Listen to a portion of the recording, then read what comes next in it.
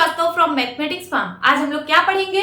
आज हम लोग class 7 chapter 5 that his lines and angles में ट्राई दीज प्रॉब्लम सॉल्व करेंगे, जो कि पेज नंबर 75 पर गिवन है। क्या है question? List 10 figures around you. ठीक है, आपको 10 फिगर्स लिस्ट करना है या फिर 10 फिगर्स ड्रॉ करना है अराउंड यू, जो आप देखते हो अपने घर में या फिर अपने अगल बगल कहीं पे देखते हो। And identify the acute, obtuse and right angles found in them. फिर आपको उसमें बताना है कि कौन सा एक्यूट एंगल है, कौन कौन सा ऑब्ट्यूज एंगल है और राइट एंगल है। ठीक है, सो एक्यूट एंगल क्या होते हैं? सो एक्यूट एंगल हम लोग लेस देन 90 डिग्री को बोलते हैं। 90 डिग्री से छोटे एंगल को एक्यूट एंगल बोला जाता है। और ऑब्ट्यूज एंगल क्या होता है? तो ऑब्ट्यूज एंगल जो होता है वो 90 डिग्री से तो बड़ा होता है पर 180 डिग्री से छोटा होता है। ठीक है, सो ऑब्ट्यूज एंगल को मैं O बोल रही हूँ। तो जो ऑब्ट्यूज एंगल है वो 90 डिग्री से बड़ा होता है और 180 डिग्री से छोटा होता है। और राइट एंगल क्या होता है? तो राइट एंगल जो होता है वो एग्जैक्ट 90 डिग्री को हम लोग बोलते हैं। तो मैंने यहाँ पे 10 फिगर्स ड्रॉ किए हैं। दिस इज स्टार आप लोग देखते होंगे। सो स्टार में ये वाला जो एंगल है, दीज आर इंटीरियर एंगल्स। तो ये जो इंटीरियर एंगल्स हैं ये एक्यूट एंगल होते हैं। ये एक्यूट एंगल होते हैं क्यों? क्योंकि यहाँ पे आपको देखने से ही लग रहा होगा कि ये 90 डिग्री से छोटे हैं, तो these are acute angles. So star के जितने भी इंटीरियर एंगल हैं वो एक्यूट एंगल हैं।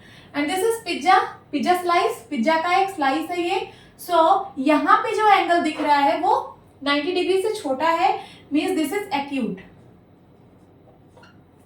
अब ये देखिए, दिस इज मॉनिटर में ये जो एजेस होती हैं, एजेस ऑफ द मॉनिटर, ठीक है, ये सब कितने कितने डिग्री का एंगल बनाती हैं? सो 90 डिग्री का एंगल बनाती हैं। ठीक है, तो यहाँ पे राइट एंगल बन रहा है। कौन सा एंगल? Right angle. देन उसके बाद टेबल का टॉप और लेग, इसके बीच में जो एंगल बनता है, इसके टॉप और लेग पे, वो भी क्या बनता है? राइट एंगल बनता है। ये सब 90 डिग्री के एंगल बनते हैं ना। सो यहाँ पे कौन सा एंगल बन रहा है? राइट एंगल बन रहा है। देन उसके बाद फैन, जो सीलिंग फैन आप लोग के घर में होता है, तो वहां पे जो इसके विंग्स हैं, ठीक है, इसके विंग्स में कितना एंगल बनता है?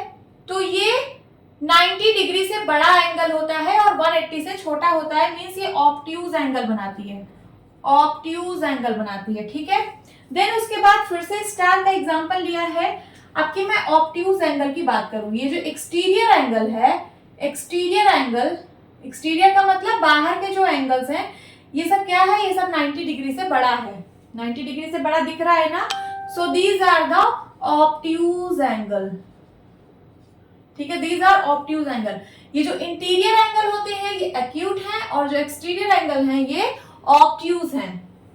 देन उसके बाद क्यूब का एग्जांपल लिया है। क्यूब के जो एजेस हैं, एजेस के बीच में जो भी एंगल बने हैं, ठीक है, ये सारे एंगल्स, ये सब कितने कितने डिग्री के हैं? ये सब 90 डिग्री के हैं। Exact 90 degree means right angle. Now cylinder, ये सिलेंडर का बेस है। This is the base of cylinder and ये क्या है? This is top of cylinder. ठीक है, और ये क्या है? ये इसकी वॉल्स हैं। तो इसके बेस और इसके वॉल्स पे कितने डिग्री का एंगल बनता है? तो वो भी एग्जैक्ट 90 डिग्री का बनता है, मींस राइट एंगल। और टॉप और इसके वॉल के बीच में भी एग्जैक्ट 90 डिग्री का एंगल बनता है। सो यहाँ पे क्या है? यहाँ पे है राइट एंगल। देन उसके बाद क्लॉक में अलग अलग टाइम पे अलग अलग एंगल बनता है। जैसे अभी मैंने यहाँ पे 3 o'clock दिखाया है। देखिए 3 o'clock पे आपको कितने डिग्री का एंगल मिल रहा है? तो यहाँ पे 90 डिग्री का एंगल मिल रहा है। ठीक है, तो 90 degree means right angle. Clock जब अलग अलग टाइम शो करेगा तो यहाँ पे अलग अलग एंगल बनेगा। यहाँ देखिए, यहाँ पे 12:10 हो रहा है। 12:10, 12:10 है ना। तो यहाँ पे आपको कैसा एंगल दिख रहा है? 90 डिग्री से छोटा एंगल दिख रहा है, मींस एक्यूट एंगल। ओके, तो मैंने 10 एग्जांपल्स यहाँ पे दिए हैं, 10 फिगर्स बनाए हैं। इस फिगर्स में जो जो एंगल बन रहा था हमने वो सारे यहाँ पे एक्सप्लेन कर दिए हैं। ठीक है, यही आपका आंसर है। होप स्टूडेंट्स आपको ये क्लास अच्छी लगी होगी। मिलती हूँ अपनी नेक्स्ट वीडियो में, तब तक के लिए बाय बाय, टेक केयर।